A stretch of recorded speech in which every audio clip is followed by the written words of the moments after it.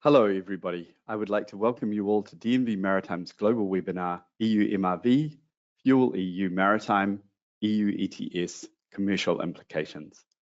On behalf of the presenters and myself, I'd like to thank you all for attending, and we hope that you find this webinar interesting and enlightening. My name is Simon Adams. I'm part of the Regional Communications team here at DNV Maritime, speaking to you from Hamburg, and very pleased to be acting as your host today. Today, we'll be looking at a trio of highly impactful regulations for the shipping industry, designed to reduce greenhouse gas intensity, improve data collection, and up the share of renewable and low carbon fuels in shipping's fuel mix. But beyond the compliance challenges and reporting requirements, they're also shaping how maritime parties relate to each other in a commercial context. So today, we'll be taking a deep dive into those details and how this could play out for the shipping industry. But we could go to the next slide. So before the end of the webinar, we'll have there's just some practicalities to kick off. Your microphones will be muted at all times, but a recording of the full webinar will be made available to you in the coming days. For our Q&A at the end of the webinar, we would ask you to type any questions you have at any time into the chat box by clicking the question mark on the right-hand side. And so we'll look at those questions over the course of the webinar and answer as many of those as we can before the end of the session. Once again, the webinar is being recorded and you'll get that recording and all of the slides from the presentations shortly after we finish. Let me now move to our agenda. Today we'll be looking at a regulatory summary of the EU MRV, FuelEU Maritime, and the EU ETS. Then we'll be having a look at the commercial implications of FuelEU, and then we'll have our Q&A. Today, we'll be hearing from our two presenters, Peter Natskowitz and Helge Hermantgaard. Helge is a business development manager at DNV Maritime, and Peter is our technical manager for greenhouse gas emissions. So without any further ado, let's get started with our first presentation. Peter, over to you.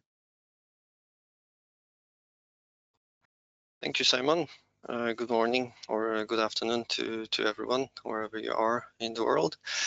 Before we do a deep dive into the different scenarios and their commercial implications, let's look into an overview of the measures that the IMO and EU have imposed on shipping. And that is the MRV system, which has been existing since 2018. Vessels in scope have been vessels 5,000 GT and above, cargo and passenger ships, and general cargo ships and offshore ships above 400 GT are now joining the scope from 2025. It is in general a data collection system, and the results from monitoring of the data is available publicly. In scope of the MRV system are tank-to-wake emissions only, and the scope of greenhouse gases has now been extended to cover CH4 and N2O, so on top of CO2, which has been monitored since 2018. And now joining this is EU ETS system, which applies to ships 5,000 GT and above, cargo and passenger, and will include offshore ships of higher tonnage from 27. The small tonnage is yet to be decided. And within that system, shipping companies, they need to purchase EU allowances and surrender them, and the number of EU allowances needs to be equal to the emissions in scope of EU ETS directive. And again, this directive looks into tank-to-wake emissions and covers CH4 and N2O from 26 only. And now, among the measures from EU, the operational measures, there is a new one which applies from 2025, and it's FuelEU Maritime. And high level, it sets a greenhouse gas intensity limit on the energy use on board ships of above 5,000 GT, and it looks into well-to-wake emissions and includes all the greenhouse gases such as CO2, CH4, and N2O. We also have operational measures from IMO, which is the DCS data collection system, and the carbon intensity indicator, which looks at energy efficiency, but we focus today on the EU measures. And since FuelEU Maritime is the new measure imposed on shipping companies, let's do a quick recap of what it is. The regulation focuses more on the quality of the fuels used, or rather their greenhouse gas intensity, well-to-wake. So it is a supplementing measure to the EU ETS system. So it drives the use of renewable fuels, of alternative fuels, which must go hand in hand with the overall energy efficiency measures to reach the decarbonization goals. The requirements, they apply from 2025, as I said before, and the well-to-wake greenhouse gas intensity is expressed as a gram of CO2 equivalent per megajoule of energy. Ships in scope are ships above 5,000 GT, and this gives us a slight difference from EU ETS scheme. Included in the monitoring on top of CO2 are CH4 and N2O emissions, and electricity is also an energy which is being monitored under FuelEU Maritime. There are reward factors for the use of wind power, also from the use of synthetic fuels. There is also a requirement to use RFNBOs. It must be 2% of the energy mixed use on board from 2034, but the limit will only apply if sector use in 2031 is less than 1%.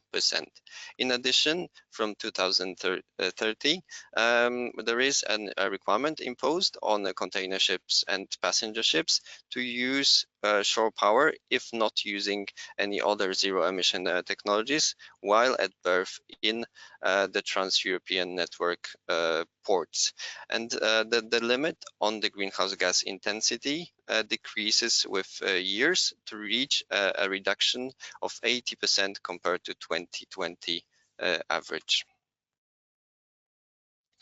The energy in scope of FuelEU Maritime is 50% of energy used on voyages to EEA, European Economic Area, or out of these ports, and on voyages to EU outermost regions.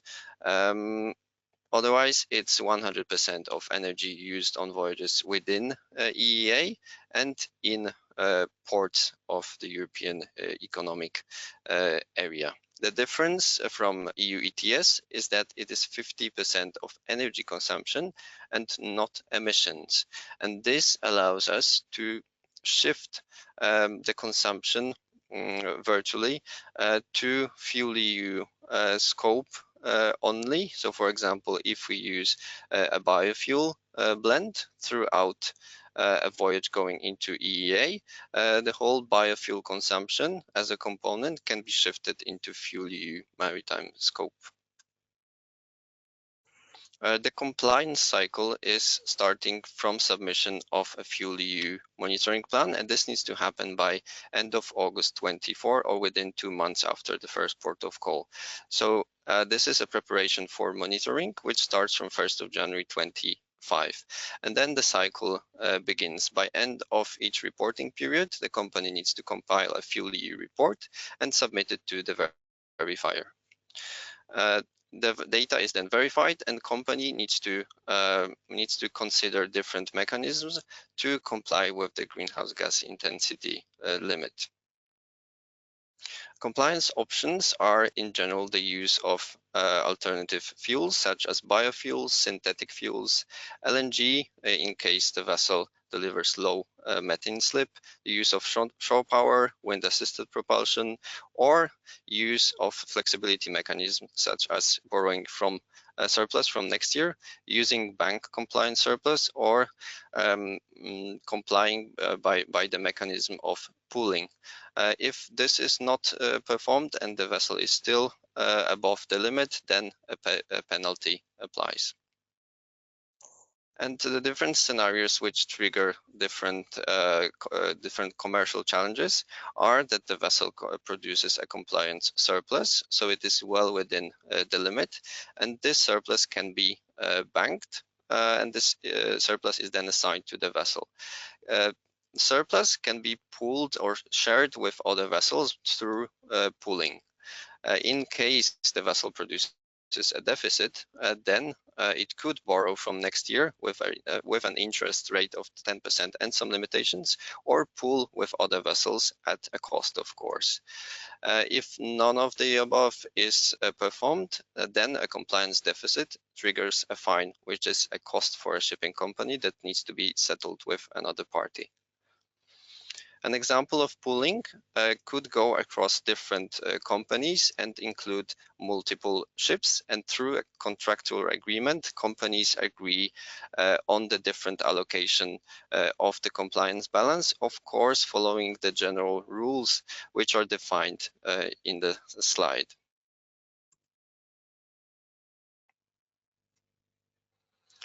And with that, let's jump into the poll. Thanks for that, Peter. So now we'd like to get your input on the first section here on the FuelEU Maritime, and if we can ask you to make your give us your feedback on that, and asking, are you ready for the FuelEU Maritime? So if you could select one of the options. We're fully prepared with our compliance plus commercial factors under control. We've started to prepare and under control. We're ready for the 31st of August, but lagging on some commercial aspects. We're not prepared at all, or this is not applicable, or you don't know. So we'll give you a minute or so to get your answers in there.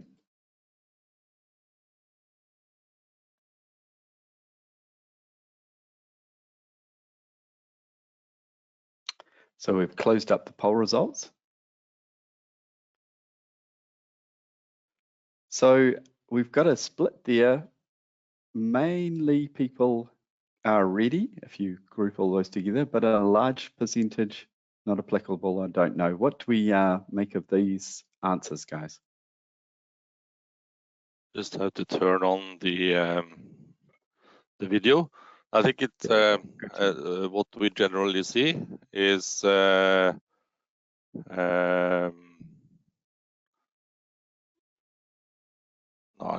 created some issues on them. The generally, I think feedback here is unsure, and there's a lot of uncertainty on what is the status and what is required of us. And that's also one of the reasons why we chose to have a little deep dive into some of the commercial implications here, because they are a little bit unsure. At least that's my experience as well from talking to quite a lot of companies.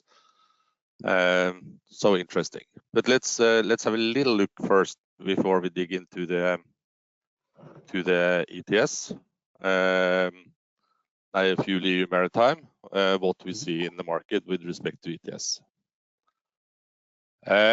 What we see is that consistency of high quality data across the value chain, that is a key challenge. And that really means about securing that emission from, let's say, a voyage from A to B have the same numbers for a technical manager, an owner, an operator, and a charterer. And what we see now is that data sharing and collaboration around data is becoming critical, because if there are discrepancies, there will be disputes and discussion of what is right. We also see that the verified statements and on ETS liabilities after voyage completion is becoming more important. Early this year, we got frequent feedback from clients and partners that this was not necessarily needed from charterers. Many charterers has experienced over the last month variable quality on the emission data, which have led to that it's more frequent to request verified data in settlement processes for ETS liabilities. And we expect the need for verified statements to do settlements on ETS will increase. Roles and responsibilities.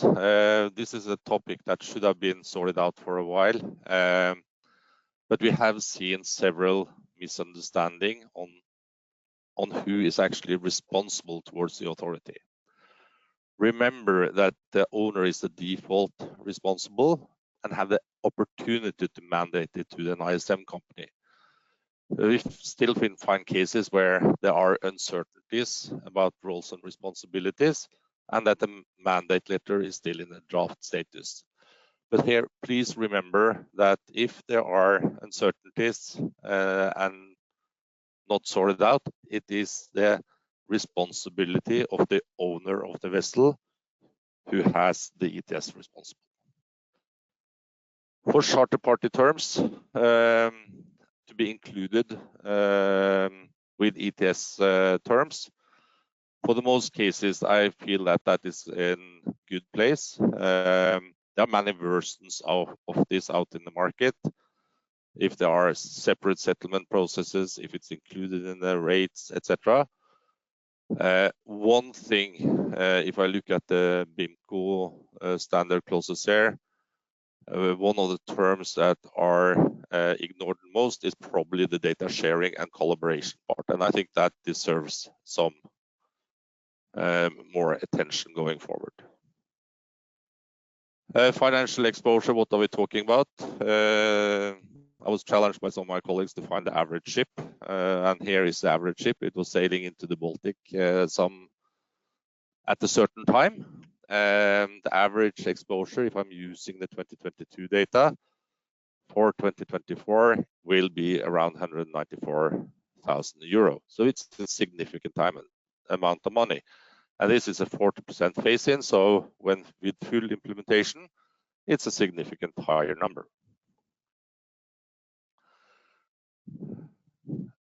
Let's go into FuelEU Maritime and just a little clarification in the beginning.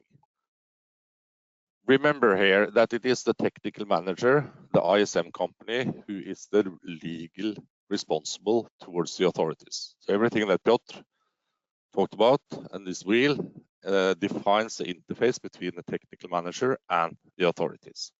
And remember also that surplus compliance has a value because it can be used to make non-compliant vessels compliant. So there are values and who is actually owning this value, and we are coming a little bit back to that one. If we look into FuelEU, the interface towards the authorities between the authority and the ISM company, I feel is clear. There are some topics that need clarification, but the principles are easy. What we need to look into is the relationship between the ISM company and the ship owner, and between the ship owner and the charterer. And there's nothing in the regulation that really defines how to manage the FuelEU Maritime in these interfaces. So let's look into what this is about. Number one, technical manager is responsible, as I earlier stated, and I think it's critical that these ship management contracts are updated before January 25. There is a distinct difference between ETS and FuelEU Maritime here, because the FuelEU Maritime puts the responsibility on the technical manager. The ETS was on the ship owner, and the technical manager didn't have any responsibility before potentially accepting the responsibility. There's no opportunity to mandate this to someone else. And the interesting part here, remembering also that this is about carbon intensity of the fuel and compliance balance. The technical manager is not making the decision on what fuel to use, which create some complexities. When we look at the interface between the technical manager and the ship owner, I think it's fair to say that there's no technical manager out there who is willing to accept and carry the additional cost of cost implication of FuelEU Maritime. So we need to transfer this cost from the technical manager to the ship owner. I haven't met any technical manager who is willing to accept the financial risk also, so they try to reduce and minimize this financial risk, and the owner need to create securities for this. If you look at the ship owner part, they of course need to compensate and provide the fundings for FuelEU maritime related cost. They probably need to provide some financial guarantees. Another thing that is quite interesting is that if a vessel is burning low carbon fuel, they are probably not willing to give that surplus away for free to the technical manager so they can earn a profit, combining it with some other vessels and earning some money on it. Since the different compliance measures will have different cost pictures, I think this will be a decision that the ship owner would like to manage themselves. And the ship owner need trusted data to both manage their own financial, but also commercial management into their charter contracts. And all these elements here need to be described in the ship management contract. And I would say it's business critical to have it in place before January 1st. How to transfer this cost of compliance to the ship owner? Well, there are different options, and we need to clarify the process and the collaboration between the manager and the ship owner in this respect. How to share data, how frequent, the quality of the data, if it's verified. And I think the ship owner needs data throughout the year and not at the end of the year. They need data that can be trusted. So how to share data is essential. Other responsibilities that might be on the technical manager or opportunities for the technical manager is to be, of course, provide status to the owner, but also have capabilities to give advice of alternative compliance options and cost implication of the different alternatives. A few things that I would like to highlight in the interface between the owner and the manager is if you're changing ISM company throughout the year, it is the management ISM company at the end of the year who is responsible for the entire compliance period of a year, which means that it's important in the change of ISM company to do a settlement and sort out the financial and the responsibilities on that time. There's also another topic that I feel is important to just mention. Here I don't have a very clear answer for how it would be going forward. But if you change the management company at the end of the year and the new one starts January 1st, it is still the company of, in this case, the company for 2025 is responsible to complete the verification cycle. This might create some complexities, and I think we would need to follow the clarifications from EU on this topic going forward. And here there will probably be some clarification that simplifies how this is done. Let's go a little bit into the relationship between the ship owner and the charterer. First of all, there's no guidance in the regulation on the contracts between owner and charterer. We don't see any standard terms yet. We expect that BIMCO will come with some, as they did for ETS. But we have also seen now individual companies developing their own terms for contracts, and they varies. If you look into the contract type, and I've only picked the three main here.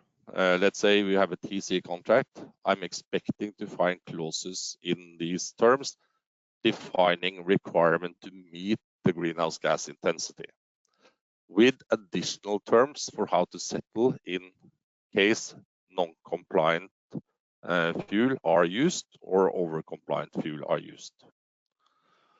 For voyage charter, we expect to see these FuelEU Maritime clauses included in the charter rate, but we will probably see some cases here where there's need for separate settlements for FuelEU, similar to what we see on TC, especially when you are trading and the end destination is not set, then you would like to have this as a separate cost element.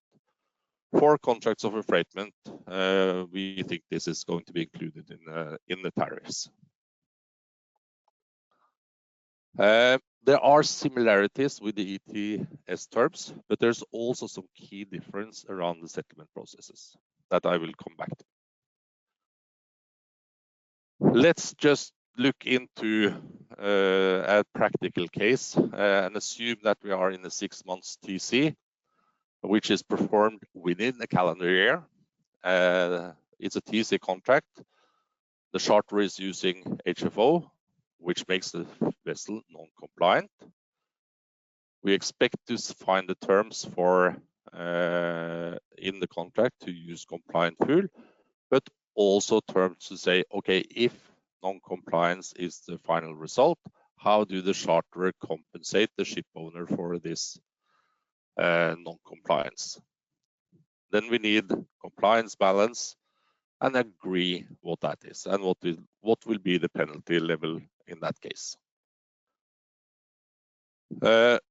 As I mentioned, similar logic as for ETS. However, the reference for the settlement is of course different with the compliance balance, and potentially also the timing and how to settle might be different.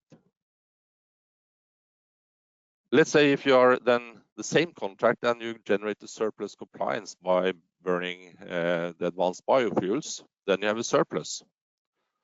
The surplus compliance has a value, and I think we also then need terms in the contract how to regulate this surplus compliance.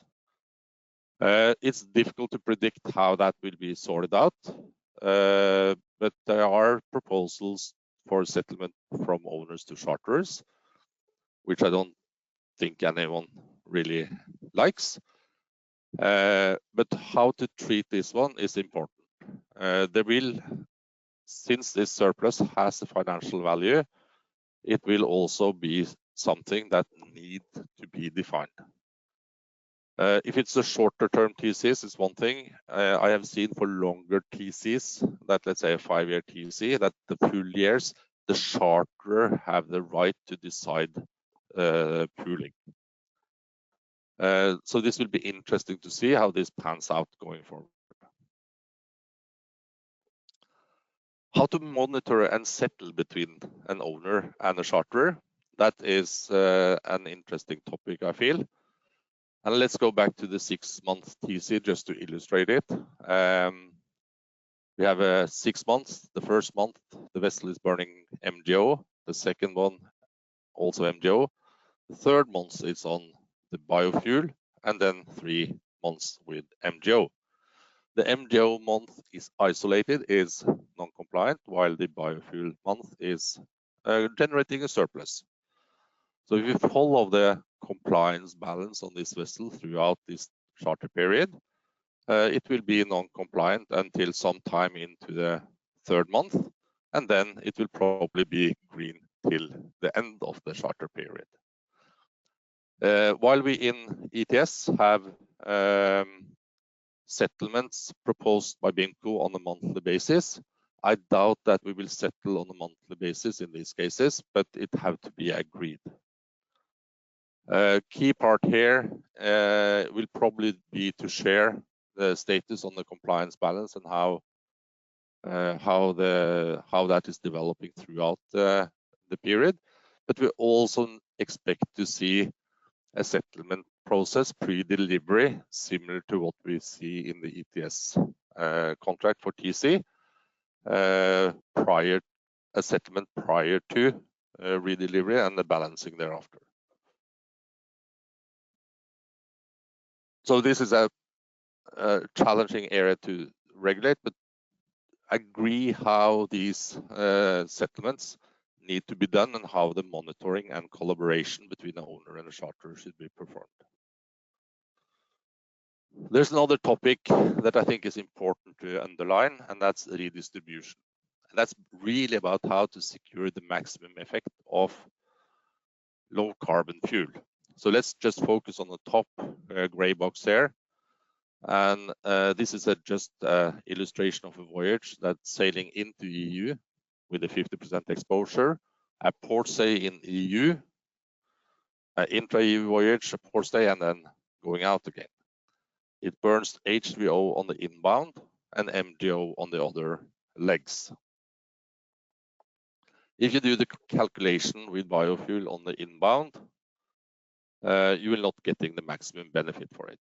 So there's an opportunity to do redistribution, which basically means that we're moving the biofuel from an into EU voyage to the intra-EU voyage, or any legs within EU with 100% exposure, and we take them out from the intra-EU voyage and move it to the inbound.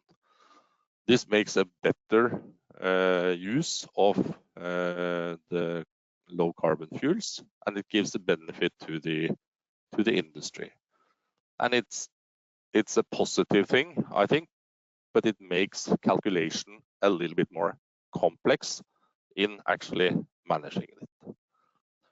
And one thing that I would like to emphasize with respect to this topic is if you go back again to my little favorite illustration of the different charter periods here, you have the ISM company, and the relationship between the ISM company and the owner is focusing on a vessel year compliance period and the redistribution within that vessel year, which means that biofuel used in December might be moved back again to January, if that makes a better optimal use of the fuel.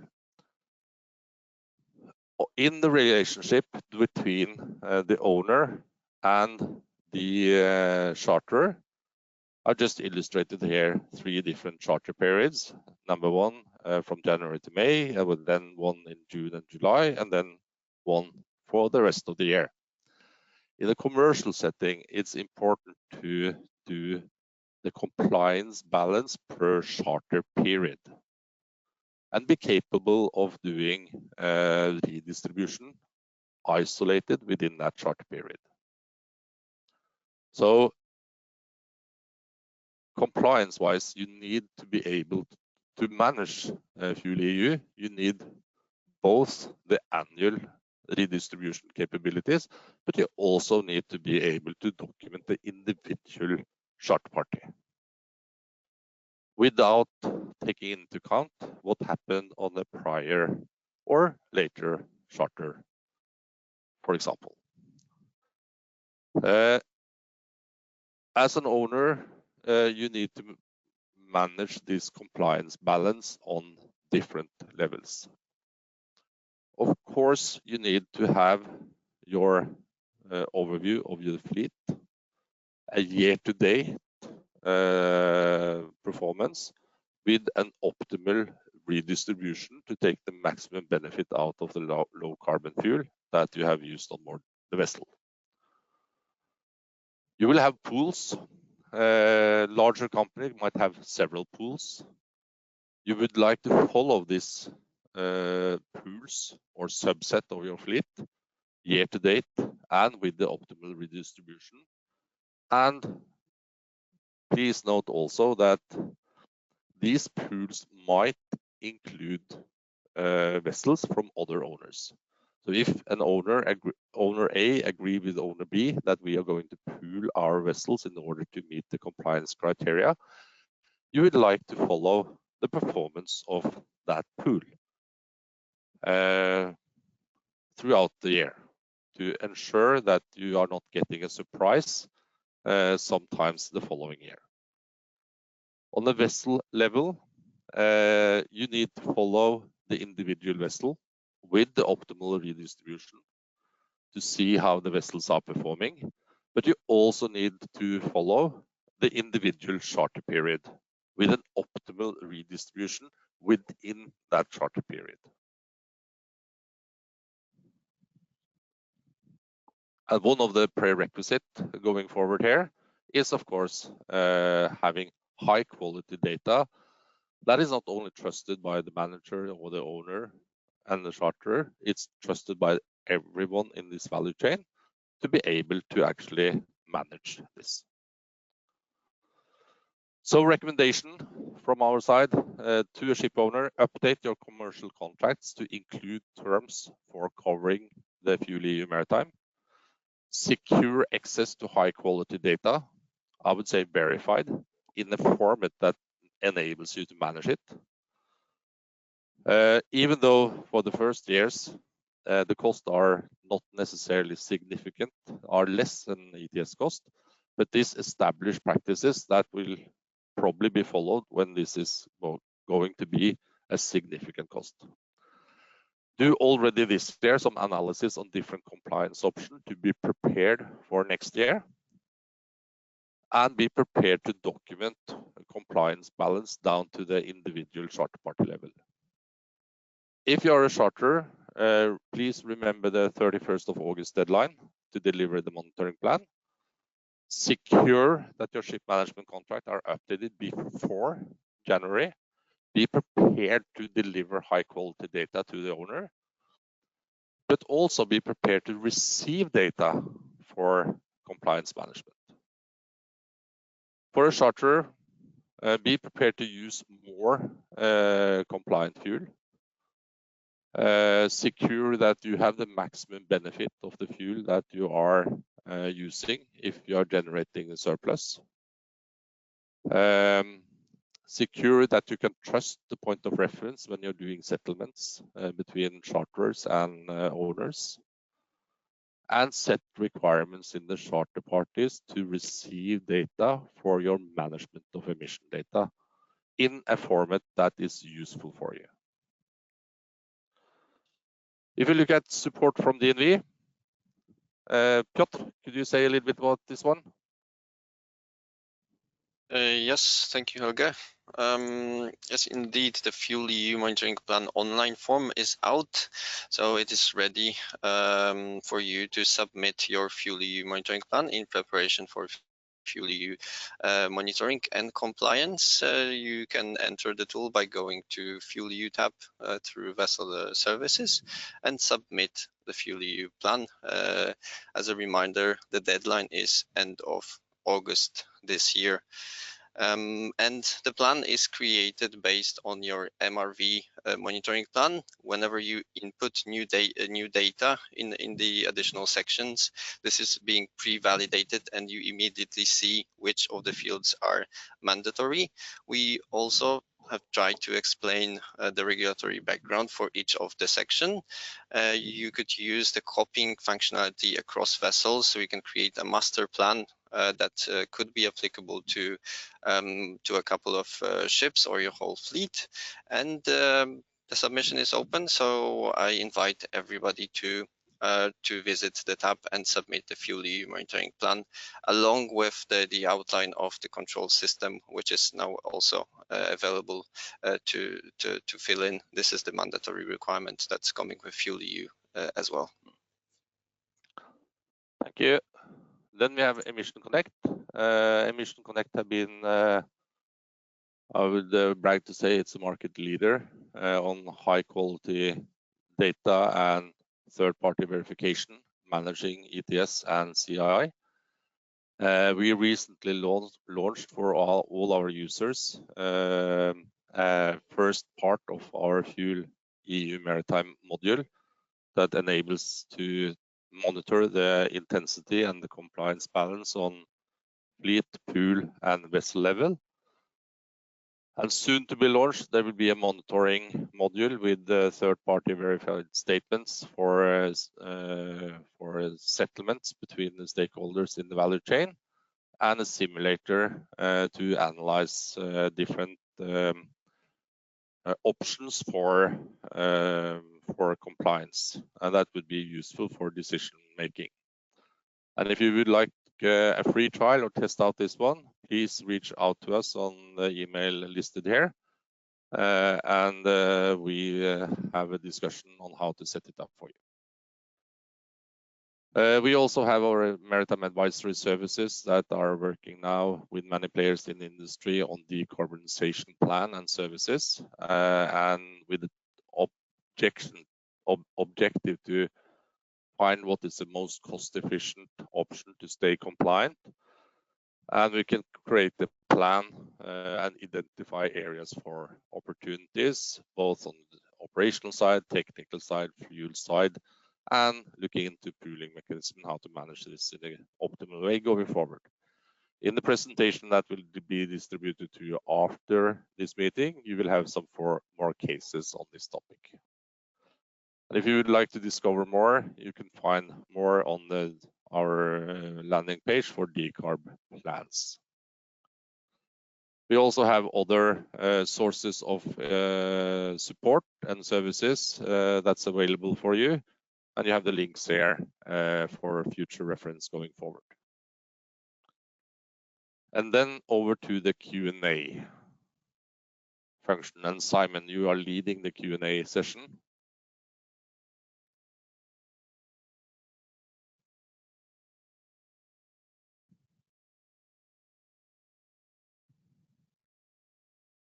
Hi, Helge. Thank you so much for that. I'm sure that the attendees took a lot, and we've had an absolutely huge amount of very detailed and fantastic questions. So let's try and get to as many of those as we can.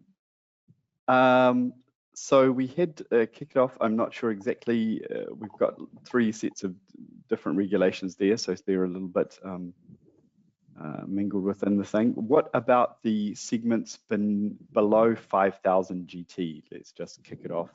If we look at the different ship types likely to be affected or what sizes. Yeah, I can take that one. A review of FuelEU Maritime regulation is foreseen in 27, and that might as well bring the extension to smaller tonnage. So the information is to come in the future years. Likely, the scope would become consistent with EU MRV, but that's only coming after the review, which is happening in 27. So likely coming to the small tonnage as well. Hi, do we know if the pool will be done by the charterer's fleet or by the owner's fleet vessels? Well, that's a very good question. I think there will be many versions of who is setting up the pools and who are managing the pools. It might be the technical manager, it might be the owner, but I also have seen cases where the charterer is designing and will define how pools are set up. The challenge then, of course, is that the one that is executing this in the interface with the authority will be the technical manager and the ISM company. So the collaboration in this value chain will be crucial to manage this in a consistent way going forward. And we will see different versions of it. Here's another one around this. This is, are the FuelEU Maritime and EU MRV only applicable for commercial, or does this cover, I guess, does this likely to cover Navy or research vessels, other things like that? These ships are explicitly excluded by both regulations, so they are not in scope of FuelEU Maritime and MRV, and therefore also EU ETS. Thanks for that. We had quite a few questions around the FuelEU how to calculate the penalties for non-compliance or fines and things like that. So perhaps we could go over the non-compliance penalties again.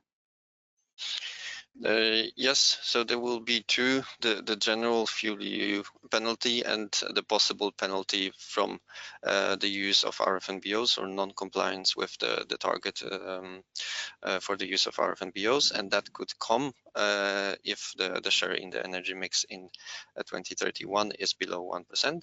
But when it comes to the main FuelEU penalty, to simply put it, you pay 2,400 euro per each ton of VLSFO equivalent that should have been turned into a zero emission fuel to comply with the greenhouse gas intensity limit. I think that's the simple way to describe the penalty. But one thing to mention there, Piotr, is also that if you are non-compliant in 2 consecutive years, so let's assume that you are non-compliant in 2025, up paying the fine, you're non-compliant in 2026 and pay the fine, then the fine is increased with 10%. That is a commercial interesting part because there's no charter for the following year who's covering the damage for the previous year. And there's no charter from the previous year that will continue paying for the damage the following year. So that will most likely be an additional cost to the owners.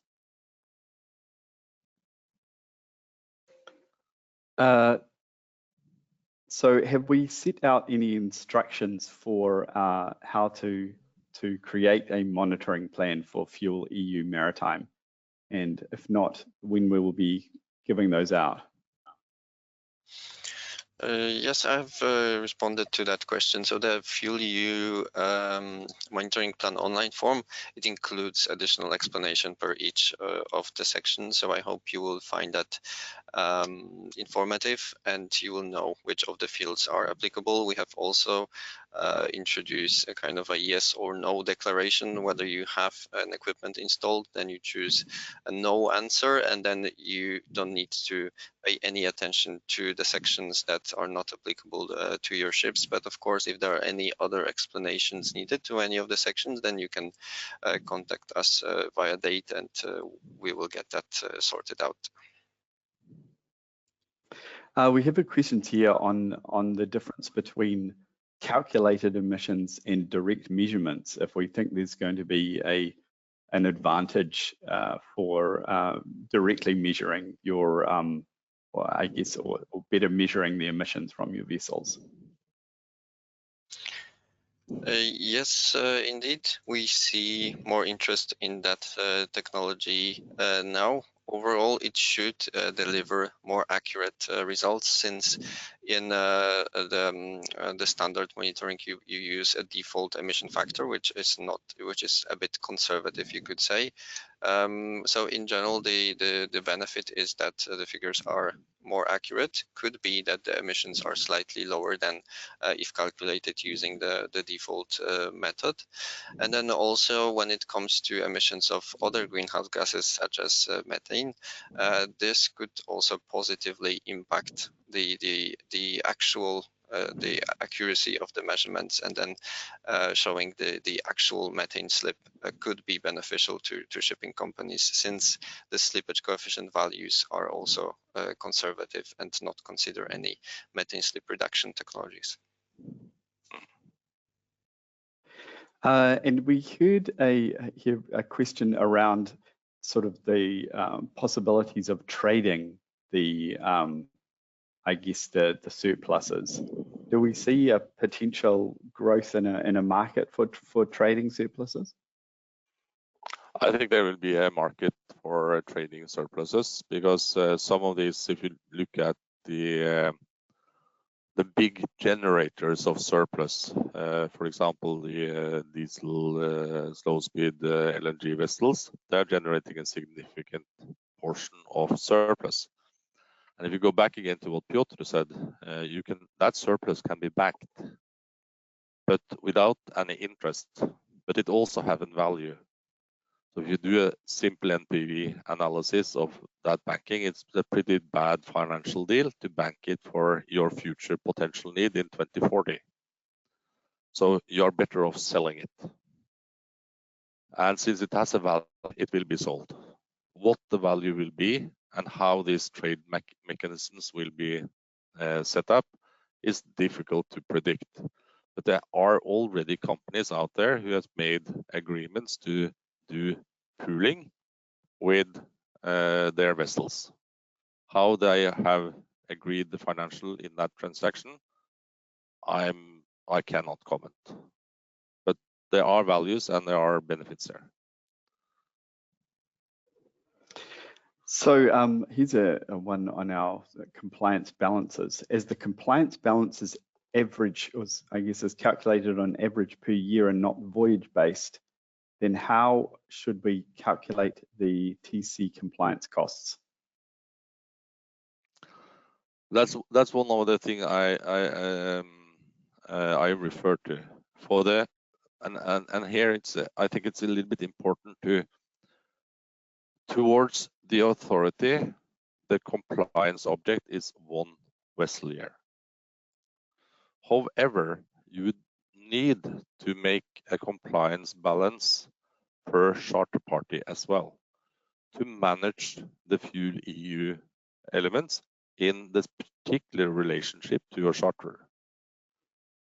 That increases complexity a little bit, but with good systems, this is relatively easy. What makes it difficult is, of course, that you need to do redistribution by charter, by individual charters, and redistribution for the vessel year. And that might not necessarily be one-to-one. Good quality and high quality data that you can systemize in those calculations are critical. Here's a question on customers who are using Emissions Connect or I guess other solutions, but let's focus maybe on Emissions Connect.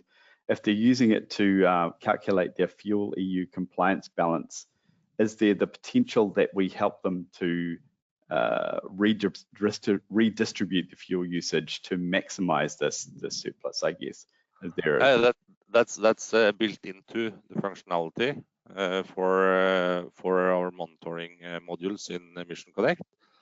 So you're maximizing the value from, let's say, the inbound voyages and outbound voyages to get the most benefit out of low carbon fuel. And also then to be able to redistribute within the year, but also within the charter period. Yeah, I think that's an excellent feature that people, as you said, can check out if they request maybe a trial of the tools. Yeah, and our current users have a free trial of that as we speak. Here's a question. The pooling is the pooling a joint reporting system? Question. If so, I understand that the report from both shipping companies must account for the total emissions and not just a partial amount. That both shipping companies are responsible for the total emissions reported jointly. Yes, I can take that one. So pooling is based on verified FuelEU reports, and different ships from different companies could go into the pool, and then the members of the pool, they decide of the allocation of the compliance balance.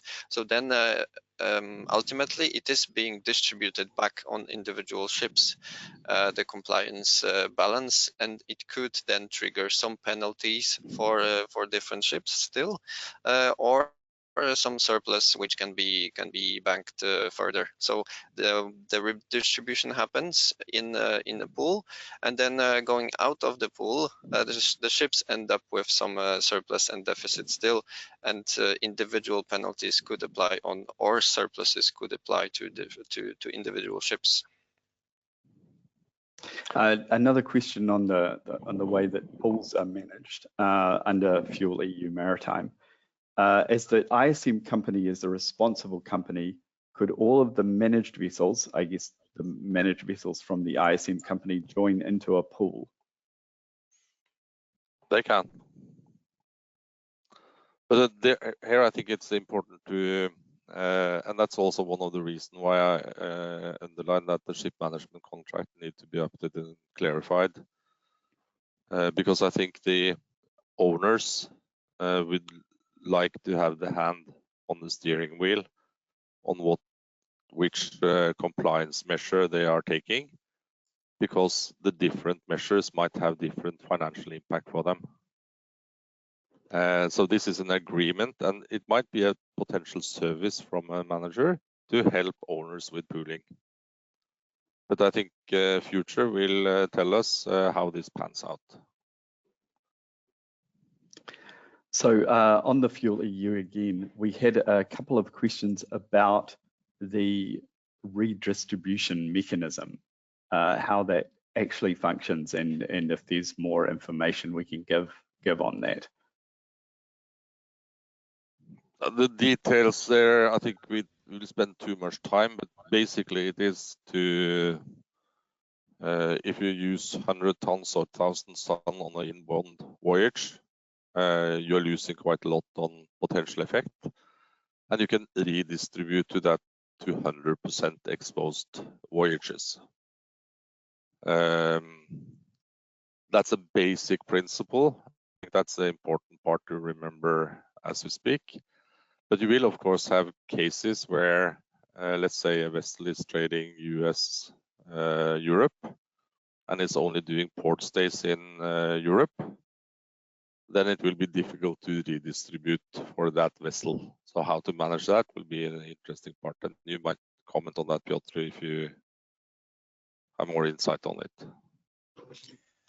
Yes, so firstly to add that the reporting, it stays the same. So still the actual use of fuels must be reported, and there is no redistribution done by the shipping companies, the consumption being shifted around the different legs. But indeed, where you have voyages which are 50% applicable and you use biofuel on such voyages, let's say a blend which is above 50%, then you end up with some additional value, which could, in the example where a vessel is sailing from US to EU, if the vessel is using while at berth HFO, for instance, then the biofuel component could displace a little bit of the HFO, which was in scope of FuelEU Maritime monitoring. So there are some chances to get the optimal redistribution done on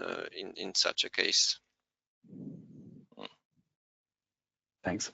We had a couple of questions about the FuelEU monitoring plan, whether this needs to be resubmitted into the CETIS platform.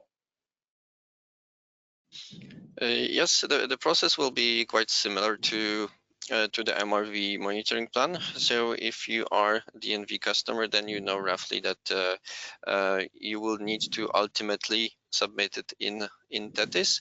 But right now, the preparation and the submission to DNV can be done on our portal. And this is already available. The deadline is end of August, and then the registration in the FuelEU in the TETIS portal needs to happen by end of year, basically. So by submitting to DNV by end of August, you would comply with the regulatory requirements.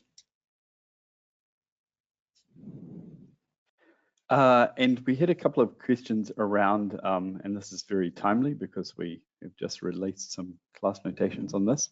If onboard carbon capture and storage is taken into account. This technology, pending the review in 27, is not currently considered under FuelEU Maritime. So it is only considered in EU ETS that the reduction, the derogation applies, but FuelEU Maritime so far, and as I say, pending the 2027 review, is not being considered. Thanks for that. Talking about the review, we had quite a few questions about the potential for offshore vessels being covered after the review.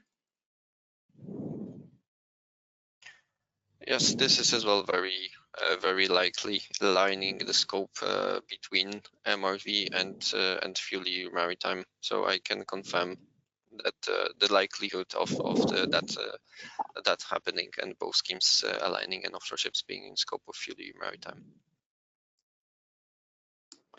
And then maybe to cap off, we had a few questions around the use of shore power installations in relation to the guidelines, to the FuelEU Maritime.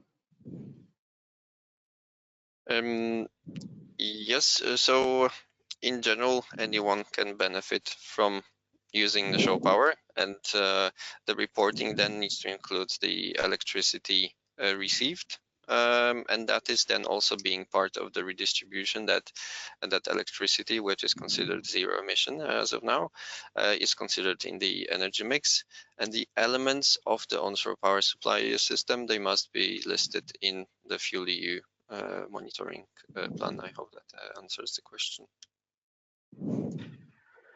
So I think that's we've come to the end of the webinar now at 10 o'clock. And I want to thank everybody so much, especially our presenters, for taking the time and for the many fantastic questions. As we said at the start, we have recorded the webinar, and we'll be sending a link to that recording as well as the full slides from the presentations in the next days or coming days. And we also encourage you to check out the resources below on the pages that we've got up there, and that all of our DNV webinars, some of which also look at the different fuel types and other reporting requirements, which are all available for free on the website. So once again, thank you all for attending. Take care, and we hope to see you at our next DNV Maritime webinar soon. Thanks so much to the presenters, and goodbye, everybody.